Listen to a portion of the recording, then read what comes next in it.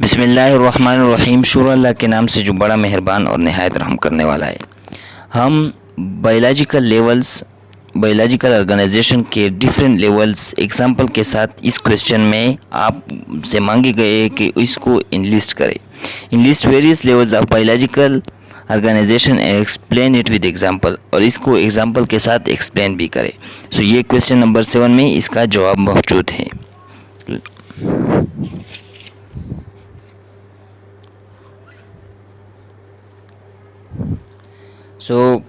इसका जवाब है describe various level of biological organization. Biological organization को डिस्क्राइब करें, इसके वेरियस लेवल डिस्क्राइब करें। Levels of biological organization, biological organization के levels. In order to understand the various phenomena of life, biologist study biological organization at different level. कि ज़िंदगी के मुख्तलिफ various level समझे। जो बायोलॉजिकल ऑर्गेनाइजेशन है ये स्टडी करते हैं लाइफ को, चीज़ों को डिफरेंट लेवल्स पर, एटॉमिक लेवल पर, ठीक है ना। अब आगे जो है ना हम पढ़ेंगे एटॉमिक लेवल और दूसरे लेवल्स। तो एटॉमिक एंड सब एटॉमिक लेवल, फिर मॉलिक्यूलर लेवल, और फिर उसके टाइप्स। और ये थोड़ा सा लॉन्ग क्वेश्चन बड़ा है, लेकिन ये इम्पॉर्टेंट लॉन्ग क्वेश्चन है। सो atomic and subatomic level. All type of matter are made of elements and each element contain single kind of atoms. हर जो एलिमेंट होता है ना, जो भी मैटर है ये एलिमेंट से बना है, कुछ खास एलिमेंट से बना है, और हर element same kind of atom से बना है। ये तो मतलब केमिस्ट्री में भी है। एटम ए का मतलब एंटी, अक्सर एंटी या नॉट का होता है, जैसे इक्वेटिक और एसेक्सुअल रिप्रोडक्शन। इस तरह ए जो होता है नॉट के लिए आता है। टॉम कहते हैं कट को, वो चीज़ जो कट नहीं होती उसको क्या कहते हैं? Atom. The smallest particle of matter is called atom. जो मैटर को, जैसे ये पेंसिल है, इसको जितना तोड़ते हैं तो आखिर में इतना बचेगा कि वो टूट नहीं पाएगा, उसको एटम कहेंगे। Atoms are made of mini sub atomic particles. Atom फिर मिनी सब एटॉमिक पार्टिकल से बना है। वो क्या है? Proton, neutron, electron and neutron. Atom is compose of sub atomic particles such as proton, electron and neutron, ठीक है। ये प्रोटॉन पे पॉजिटिव चार्ज होता है, ये न्यूक्लियस में प्रेजेंट होता है। इलेक्ट्रॉन पे नेगेटिव चार्ज होता है, और ये जो प्रेजेंट होता है ये न्यूक्लियस के अराउंड होता है या न्यूक्लियस से बाहर होता है। न्यूट्रॉन पे कोई चार्ज नहीं होता है, लेकिन ये कहाँ पर प्रेजेंट होता है? न्यूक्लियस में। फिर क्या है? Bio elements. फिर बायो एलिमेंट्स कौन से है? जिसको हम पहले एटम होता है, एटम के बाद एलिमेंट होता है। आउट ऑफ 92, अब ये भी इस MCQs में आता है कि कितने जो है ना नेचुरल अकरिंग एलिमेंट्स है और कितने जो है ना अलावा है इसके। सो ये भी आपने याद करना है। Out of 92 natural occurring elements, 16 elements are called bio elements. जो नेचुरली बनाए गए हैं, नेचुरली जो है ना पाए गए हैं, वो 92 है, और 16 में इसमें क्या है? बायो एलिमेंट्स है। This take part in making of body mass of living organism. ये जो है ना लिविंग ऑर्गेनिज्म के बॉडी बनाने में हिस्सा लेते हैं। In this 16 elements only 6 are elements. इसमें 16 में फिर 6 जो होते हैं वो 90% ह्यूमन बॉडी को बनाते हैं, और जो बाकी 10 है वो 1% बॉडी को बनाते हैं, 99%। इन this 16 only 6 element oxygen, carbon, hydrogen, nitrogen, calcium and phosphorus make 99% of total body mass, while other than 10 elements potassium, sulfur, chloride, sodium, magnesium, iron, copper, manganese, zinc and iodine make 1% of total mass। जो 10 है ये हमारे पास 99% body का मास बनाते हैं, यानी सारे चीज़ें, हाथ और पाँव और नाखून, ये चीज़ें। जो 1% है, 10 है वो 1% बॉडी बनाता है। अब इसको हम बाद में फार्मूले भी बना लेंगे कि कितने वो चीज़ें हैं। ऑक्सीजन 65% बॉडी उससे बनती है, क्योंकि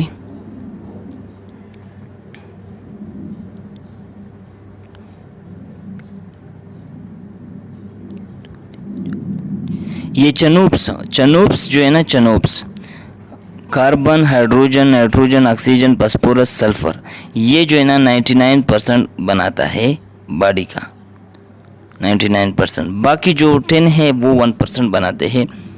सो इसको चनूप्स से आप शॉर्टकटली आप याद कर सकते हैं। ऑक्सीजन और carbon dioxide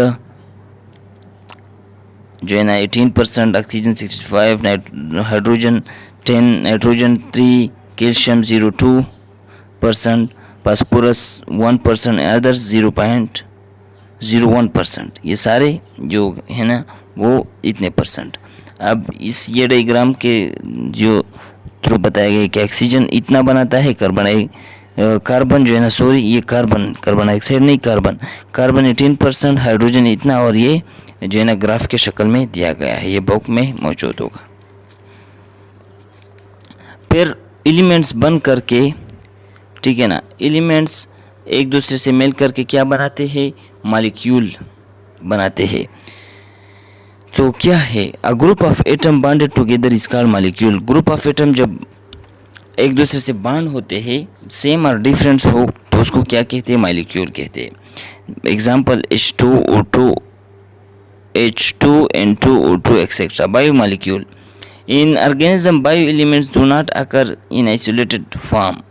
They combine through ionic or covalent bonding.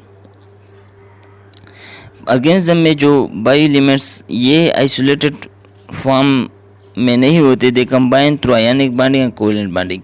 जो एटम एक दूसरे से जो है ना वो रिएक्शन करता है, तो वो बॉन्डिंग के ज़रिए करता है, आयनिक बॉन्डिंग से। ये बॉन्डिंग फिर मुख्तलिफ़ किस्म की है, कोऑर्डिनेट कोवेलेंट बॉन्डिंग है, मेटालिक बॉन्डिंग है, हाइड्रोजन बॉन्डिंग है। तो ये इन बॉन्ड्स के ज़रिए एक दूसरे से मिलते हैं। The stable particle formed by such bonding is also called biomolecule. अब जैसे कि क्लोरीन HCl है, HCl, इसके साथ आखिर में एक इलेक्ट्रॉन वैसे पड़ा हुआ, यानी तो ये क्या करता है इसने, तो ये इसको देता है, और ये दो शेयर पेयर इलेक्ट्रॉन होता है, तो इन दोनों में क्या होता है, बाण बन जाता है HCl में। इसके पास 8 पूरे हो जाते हैं, और ये एक दूसरे के साथ, ये इलेक्ट्रॉन एक दूसरे से शेयर करते हैं, तो इनके पास 2 बन जाते हैं। तो इस तरह वो बाण बनाते हैं। Types of biomolecules, types of biomolecule, biomolecule के टाइप्स। ये जल्दी जल्दी जो है ना पढ़ाया जाएगा, क्योंकि बुक्स को जो मैंने डिफिशिएंसी फील की है कि स्टूडेंट को बोर्ड पे पढ़ाया जाता है, लेकिन स्टूडेंट को उस चीज़ की रीडिंग भी नहीं आती। जैसे हम जब छोटे थे तो इसको चिटन बोलते थे, चिटन, जबकि ये काइटिन है। तो इसी तरह वो अगर आप पढ़ाओगे तो स्टूडेंट को समझ आ जाएगी, बुक पढ़ाओगे तो स्टूडेंट को समझ आ जाएगी, रीड करवाओगे तो स्टूडेंट को समझ आ जाएगी। बाकी कंसेप्ट समझना वो बुक से बहुत अच्छा समझा जाता है, ना कि बोर्ड से। खुद self study is the best study, ठीक है ना, जो भी वो सेल्फली आप पढ़ोगे तो समझ आएगा। फिर टाइप्स ऑफ मॉलिक्यूल, फिर माइक्रो मॉलिक्यूल्स है, फिर मैक्रो मॉलिक्यूल्स है। Molecule which have low molecular weight are called micro molecules. जिसके मॉलिक्यूलर वेट बहुत कम हो वो माइक्रो मॉलिक्यूल होते हैं, यानी कम, यानी उसका वेट ज़्यादा नहीं हो, तो उसको क्या कहते हैं, माइक्रो मॉलिक्यूल। जैसे glucose, water, amino acid etcetera. Macro molecules, molecule which है हाई मॉलिक्यूलर वेट, जिसमें मॉलिक्यूलर वेट ज़्यादा हो, उसको क्या कहते हैं, macro molecule. Carbohydrate, protein, lipids etcetera, ये सब चीज़ें हैं। फिर है कंपाउंड। कंपाउंड क्या है हमारे साथ, फिर मॉलिक्यूल्स बन करके हमारे पास कंपाउंड बनाते हैं। द केमिकल कम्बिनेशन ऑफ 2 और more than 2 element is called compound. 2 या 2 से ज़्यादा एलिमेंट जब एक दूसरे से मिलते हैं वो हमारे पास क्या बनाते हैं, कंपाउंड। फिर ऑर्गेनिक कंपाउंड है, इनऑर्गेनिक कंपाउंड है। तो ये the compound containing carbon, oxygen, hydrogen except organic compound. अच्छा, फिर कंपाउंड दो या दो से ज़्यादा एलिमेंट जब हमारे साथ मिलते हैं वो हमारे पास कंपाउंड बनाता है।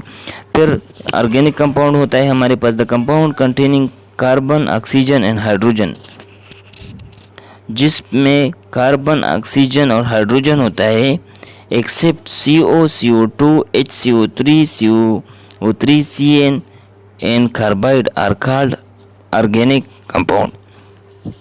ऑर्गेनिक कंपाउंड हमारे पास की डिफिनेशन ये है कि hydrogen and their hydrocarbon and their derivatives. तो ऑर्गेनिक कंपाउंड में दो चीज़ें होंगे ज़रूर, एक कार्बन होगा और हाइड्रोजन होगा, ये दोनों मौजूद होंगे ज़रूर। ऐसे भी है जिसमें ये दोनों मौजूद होंगे लेकिन फिर भी जो है ना वो ऑर्गेनिक नहीं होते। मसलन CO है, CO2 है, HCO3 है, CO3 है, CN है। इनके अलावा कार्बाइड है, तो इनके अलावा जिसमें भी C और N एक साथ मौजूद होगा वो क्या होंगे, वो ऑर्गेनिक होंगे। Carbohydrate, protein, fats etcetera. तो ये क्या है हमारे पास, कार्बोहाइड्रेट, प्रोटीन, फैट्स एक्सेट्रा हमारे पास ऑर्गेनिक है। इनऑर्गेनिक, अब इनऑर्गेनिक हमारे पास क्या है, the compound except organic compound are called inorganic compound. जो ऑर्गेनिक नहीं हो हमारे पास वो हमारे साथ क्या होता है, इनऑर्गेनिक होता है, जैसे H2O, CO2 एक्सेट्रा। इसमें भी C नहीं है, H है, इसमें भी C है और H नहीं है, तो इसलिए ये क्या है, इनऑर्गेनिक है। कंपाउंड मिल करके हमारे पास क्या बनाता है, ऑर्गेनील बनाता है। बहुत सारे कंपाउंड मिल करके हमारे साथ क्या बनाता है, ऑर्गेनील बनाता है। तो ऑर्गेनील लेवल है तीसरे लेवल पर क्या है, organelle level. Different biomolecule combine in a particular way to form sub cellular structure called organelles. तो डिफरेंट बायोमॉलिक्यूल्स कंबाइन, मुख्तलिफ बायोमॉलिक्यूल्स कंबाइन हो जाते हैं और बनाते हैं हमारे साथ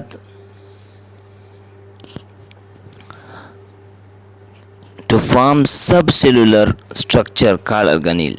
सेल के जो है ना, जैसे हमारे पास न्यूक्लियस है, माइटोकॉन्ड्रिया है, राइबोसोम है, रफ एंडोप्लाज्मिक रेटिकुलम है, स्मूथ एंडोप्लाज्मिक रेटिकुलम है, साइटोस्केलेटन है। इस तरह मुख्तलिफ चीज़ें हमारे साथ सेल के ऑर्गेनील कहलाते हैं। तो वो हमारे साथ क्या बनाते हैं, cell organelle. Each organelle performs a particular function. हर एक ऑर्गेनील एक ख़ास तरह का फंक्शन करता है, हर ऑर्गेनील एक खास तरह का फंक्शन होता है, ये ऑर्गेनील की खासियत है। Mitochondria provide energy to cell. Mitochondria जो है ना वो सेल को एनर्जी प्रोवाइड करती है। Ribosome prepares protein. माइटोकॉन्ड्रिया जो है ना एनर्जी प्रोडक्शन काम है उसका, राइबोसोम प्रोटीन तैयार करता है हमारे साथ।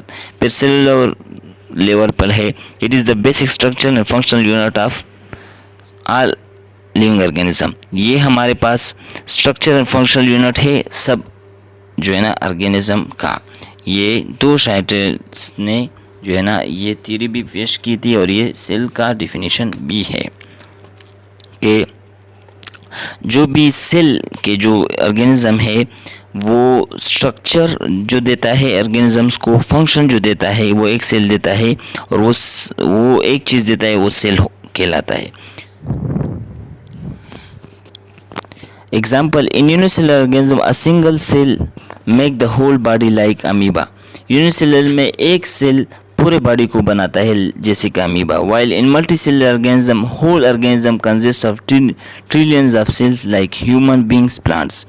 जबकि मल्टी सेलुलर में ट्रिलियंस सेल्स होते हैं जैसे कि इंसान और जानवर।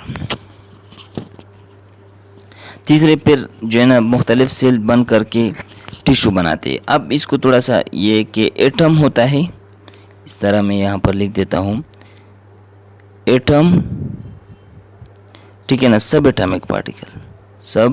एटॉमिक पार्टिकल वो बनाते हैं एटम को। एटम बनाते हैं हमारे पास एलिमेंट्स को, एलिमेंट से बनते हैं मॉलिक्यूल, ठीक है ना, मॉलिक्यूल से बनते हैं कंपाउंड, कंपाउंड से बनते हैं molecule, bio molecule, organelles,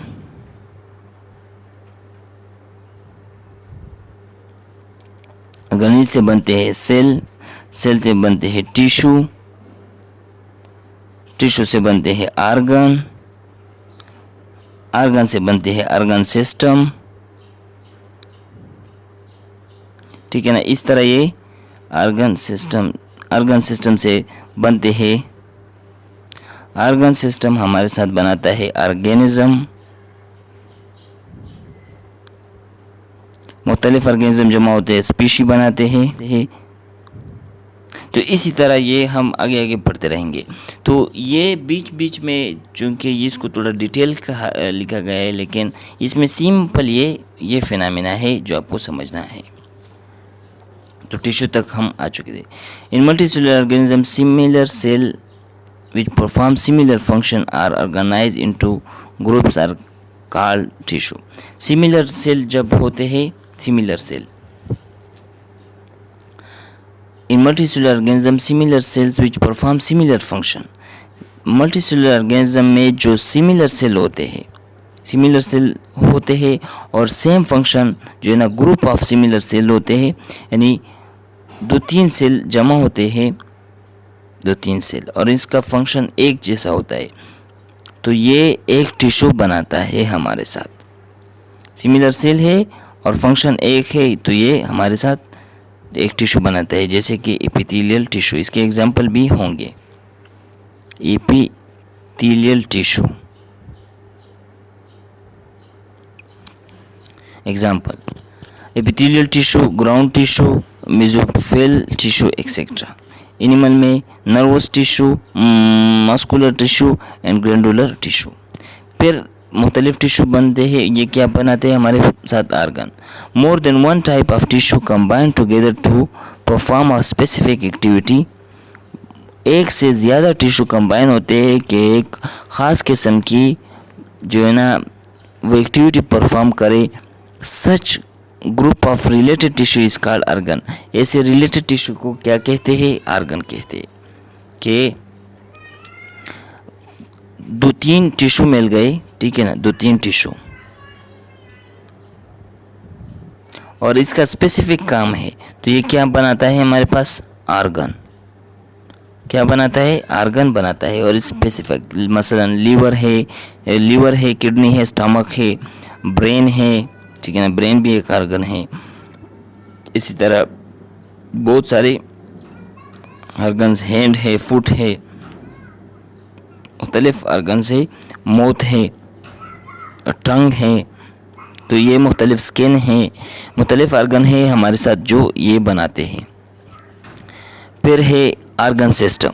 different organ combine together to perform related function to form in organ system. मुख्तलिफ आर्गन्स जो है ना जमा हो जाते हैं और एक ख़ास काम करते हैं, उसको क्या कहते हैं, argon system. Different organs combine हो जाते हैं और एक ख़ास काम करते हैं, इसको क्या कहते हैं, argon system. Example, digestive system, respiratory system. Digestive system, जैसे डाइजेस्टिव सिस्टम में माउथ है, फिर लेरिंग्स है, ठीक है ना, माउथ है, लेरिंग्स है, पेरिंग्स है, फिर एसोफेगस है, फिर लंग्स है, लीवर है, तो इस तरह ये सब। जैसे रिस्पिरेटरी सिस्टम है, सॉरी लंग्स नहीं है इसमें, डाइजेस्टिव सिस्टम में लंग नहीं है, स्टमक है, इसमें क्या है, माउथ है, नॉस्ट्रल्स है, लेरिंग्स है, पेरिंग्स है, सॉरी डाइजेस्टिव सिस्टम में लेरिंग्स पेरिंग्स नहीं है, वो इसमें है, ठीक है ना, इसमें डाइजेस्टिव सिस्टम नहीं है, जबकि ये डाइजेस्टिव सिस्टम में लेरिंग पेरिंग्स नहीं है। इसमें माउथ है, एसोफेगस है, स्टमक है और पेंक्रियाज है, मुख्तलिफ जूसेस है, तो ये इसमें है। इसमें क्या है, इसमें लेरिंग्स पेरिंग्स इसमें भी काम करते हैं, लेकिन इसमें अलग तरह। फिर ब्रोंकाई है, ब्रोंक्यूल्स है, अल्वेलाई है, फिर लंग्स है, तो ये रेस्पिरेटरी। तो इसकी अपने ये पढ़ोगे आप, इतना ज़्यादा समझने की ज़रूरत नहीं है। Organism, different organ system combine to form a whole organism. Different organ जो है ना वो कंबाइन हो जाते हैं और बनाते हैं एक हमारे साथ एक डिफरेंट ऑर्गन सिस्टम तो डिफरेंट ऑर्गन सिस्टम कंबाइन होते हैं और हमारे पास एक पूरा ऑर्गेनिज्म बनाता है।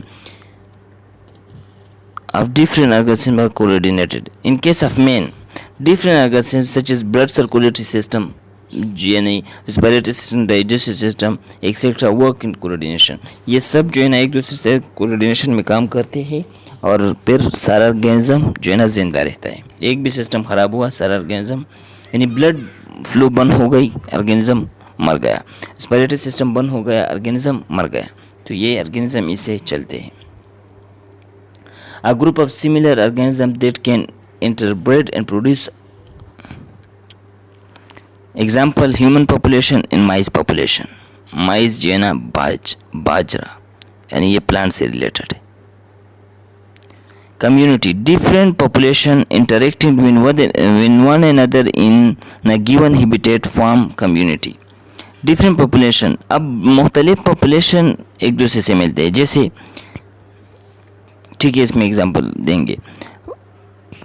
Interacting with one another in a given habitat form community, मुख्तलिफ पॉपुलेशन, ठीक है ना, मुख्तलिफ पॉपुलेशन जैसे ह्यूमन, डक और ये प्लांट्स, इनकी पॉपुलेशन है और इस तरह दूसरा सी के अलग पॉपुलेशन है, वो एक दूसरे से मिलते हैं तो ये कम्युनिटी बनाते हैं। जैसे desert community consist of lizard, snake, mice, rabbit, birds etcetera. Desert में ये, जबकि ये अलग अलग स्पीशीज़ है और अलग अलग पॉपुलेशंस भी इनके हैं, तो ये दो पॉपुलेशन जब मिल जाते हैं, पॉपुलेशन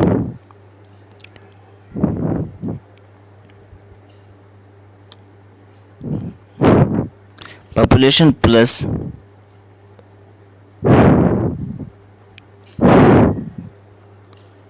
जब दो पॉपुलेशन मिल जाते हैं तो ये हमारे पास क्या बनाता है, जब दो पॉपुलेशन मिल जाते हैं तो ये हमारे पास कम्युनिटी बनाता है। फिर the natural area where the living organism and the environment interact and exchange material between them is called ecosystem. वो नेचुरल एरिया जिसमें लिविंग ऑर्गेनिज्म एक दूसरे के साथ इंटरेक्ट करते हैं, यानी हम वाटर को पीते हैं, ठीक है ना, और साइल को यानी वेस्ट के फॉर्म में वाटर और ये और चीज़ें देती भी है, तो ये इंटरेक्शन है वाटर का, लिविंग का और नॉन लिविंग का। तो हमारे पास हमारा वाटर के साथ इंटरेक्शन है। The natural area where living organism and the environment interact and exchange material between them, जब एक दूसरे के साथ इंटरेक्ट करते हैं और एक दूसरे के साथ चीज़ें एक्सचेंज करते हैं, इसको इकोसिस्टम कहते हैं। जैसे डिजर्ट इकोसिस्टम, पाउंड इकोसिस्टम, सहराई इकोसिस्टम और तालाबी ecosystem. Biosphere, a part of the earth in which life exists including land, water and atmosphere. It is also called zone of earth, life on earth. A part of earth in which life exists, जो है ना ज़मीन का वो हिस्सा जहाँ पर ज़िंदगी रहती है, इंक्लूडिंग लैंड जिसमें ज़मीन भी है, पानी भी है एंड एटमॉस्फेयर है। It is also called zone of life on earth, ये ज़िंदगी गुजारने का जगह ज़मीन पर, इसको क्या कहते हैं, बायोस्फीयर। यानी इस दुनिया को जिसमें हम रहते हैं इसको बायोस्फीयर कहते हैं, जिसमें लैंड भी है, वाटर भी है, एटमॉस्फेयर भी है, हवा भी है, तो इसको बायोस्फीयर कहते हैं। Basic zones of biosphere, there are 3 basic zones of biosphere. Biosphere की ये क्वेश्चन आता है, ये शॉर्ट क्वेश्चन में भी आ सकता है और अक्सर आता भी है। तो बायोस्फीयर के फिर 3 लेयर्स है, एक होता है lithosphere, hydrosphere, atmosphere. Lithosphere solid portion of earth surface, जो सॉलिड है, जो मट्टी है, जो सीमेंट है, जो पत्थर है, ये क्या है, लिथोस्फीयर में आते हैं। जो पानी है ज़मीन पर, ये जो है ना हाइड्रोस्फीयर में आते हैं। और जो मुख्तलिफ गैसेस है around the earth, nitrogen, oxygen, carbon dioxide, ये एटमॉस्फेयर में आते हैं। Thank you so much. उम्मीद है कि आपको ये जो क्वेश्चन है, ये जो टॉपिक है लेवल ऑफ सेलुलर ऑर्गेनाइजेशन, ये समझ आ चुका होगा। और आप चैनल पे नए हैं तो चैनल को सब्सक्राइब करें और वीडियो को लाइक करें। Thank you so much.